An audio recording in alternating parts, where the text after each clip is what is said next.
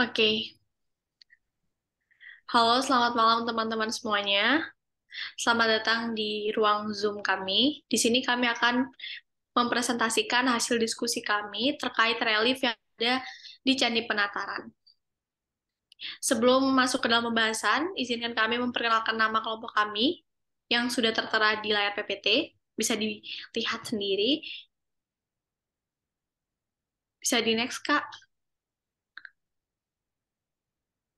Nah, sebelum masuk ke dalam pembahasan diskusi mengenai relief Candi Penataran, izinkan saya untuk menjelaskan sedikit mengenai sejarah Candi Penataran. Jadi, Candi Penataran sendiri dibangun pada awal masa Kerajaan Kediri. Candi Penataran ini letaknya berada di daerah Blitar, Jawa Timur.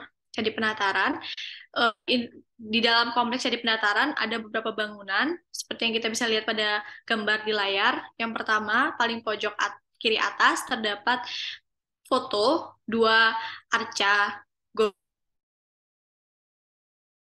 untuk menghalau mara bahaya. Kemudian di foto yang kedua terdapat pendopo teras. Nah, pendopo teras ini fungsinya sebagai tempat peribadatan dan berbagai macam ritual, sehingga tempat ini termasuk tempat yang disakralkan.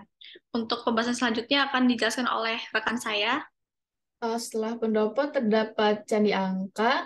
Eh, Candi ini disebut Candi Angka karena pada arsitektur bangunannya tertulis angka-angka. Selain itu, pada bangunannya terdapat arca Mahadewa yang menggambarkan penjaga waktu. Kemudian terdapat Candi Naga yang difungsikan sebagai penyimpan alat-alat upacara peribadatan dan pusaka-pusaka. Dan yang terakhir terdapat candi yang terbesar dalam kompleks Candi Penataran, dan yaitu Candi Inti. Selanjutnya akan dilanjutkan oleh rekan saya.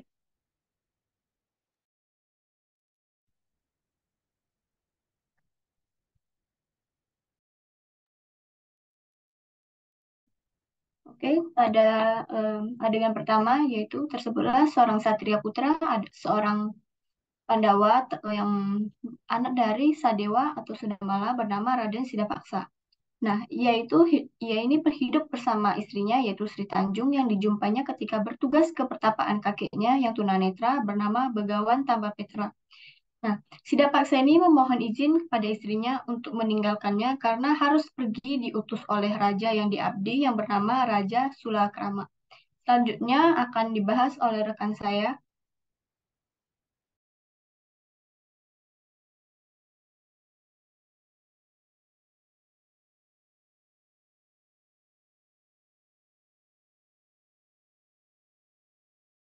Baik, bakalan dijelaskan oleh rekan kami, Sandi. Mohon dinyalakan mic-nya. Terima kasih. Sepeninggalnya Sidapaksa, ternyata sang raja yaitu Sulakrama malah menggoda Sri Tanjung. Namun, godaan itu ditolak mentah-mentah oleh Sri Tanjung karena Sri Tanjung sendiri sudah mengucapkan sumpah janji setia oleh yang didengar oleh rajanya itu sendiri yaitu Raja Sulakrama. Selanjutnya akan dibawakan oleh rekan saya. Baik, pada panel ini bisa dilihat bahwa Sri Tanjung itu terlihat sekali di sebelah kiri panel ada ikan yang dinaiki sama Sri Tanjung. Itu dikarenakan saat tadi Raja Sulakrama itu ditolak sama Sri Tanjung, dia nggak terima. Sampai akhirnya dia membuat rumor dan fitnah bahwa Sri Tanjung ini berkhianat dengan sang Raja Sulakrama. Akhirnya rumor ini terdengar pada sang suami Sidapaksa.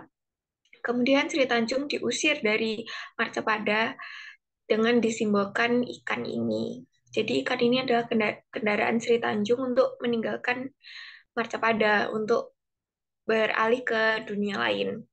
Sebenarnya banyak dikatakan di versi lain bahwa Sri Tanjung ini meninggal dibunuh oleh suaminya, tapi di relief Candi Penataran ini tidak diberikan tanda-tanda bahwa adanya pembunuhan. Next.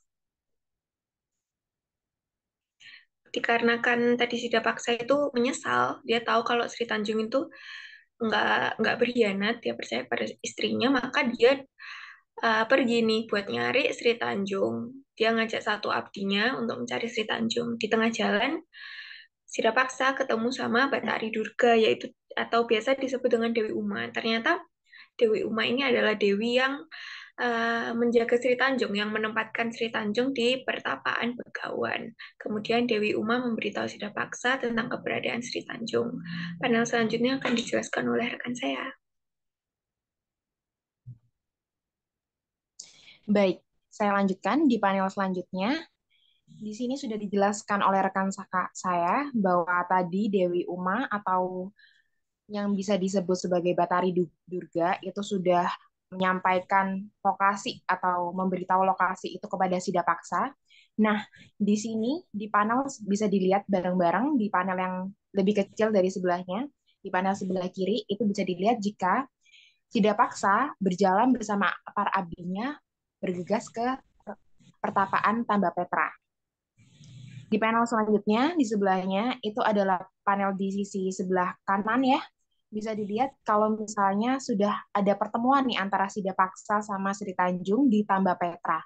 Di sini, di panel itu, di mana adalah panel Sri Tanjung ditemani oleh kakeknya, yaitu Begawan dan istrinya Begawan, untuk meminta syarat kepada Sidapaksa. Jadi di mana Sidapaksa waktu ingin mengajak Sri Tanjung untuk kembali ke alamnya. Nah, di sini Sri Tanjung, mohon maaf, Sri Tanjung tidak ingin hanya ikut gitu. Dia ingin bahwa ada syarat tertentu supaya dia bakalan kembali ke Marcapada. Di sini Sri Tanjung meminta bahwa dia harus menghukum Sulakrama, maka dia akan kembali ke Marcapada. Selanjutnya,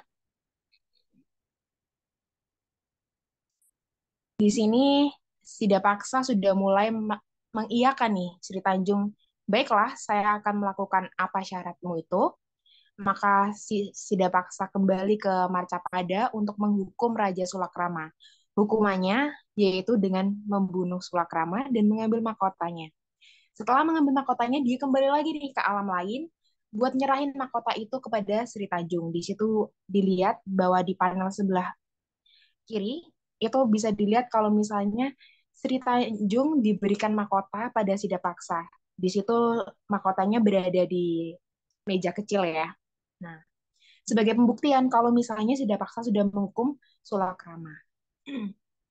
Karena sudah terbukti nih bahwa Sulakrama sudah dihukum oleh Sidapaksa, maka Sri Tanjung kembali ke Marcapada. Dan di sini di panel sebelah kanan, dia melakukan sungkem kepada mohon maaf, melakukan sungkem kepada Sidapaksa, di mana Sidapaksa ini sebagai perwujudan kalau misalnya Sri Tanjung sudah menerima Sidapaksa di hidupnya kembali.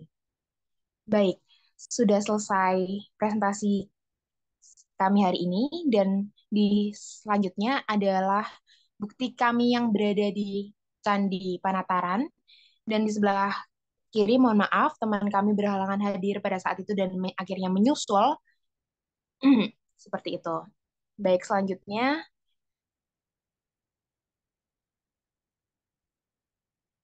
Baik, sudah selesai presentasi kita pada hari ini di room ini. Terima kasih, mohon maaf jika ada salah-salah kata dan perbuatan dari kelompok kami. Wassalamualaikum warahmatullahi wabarakatuh.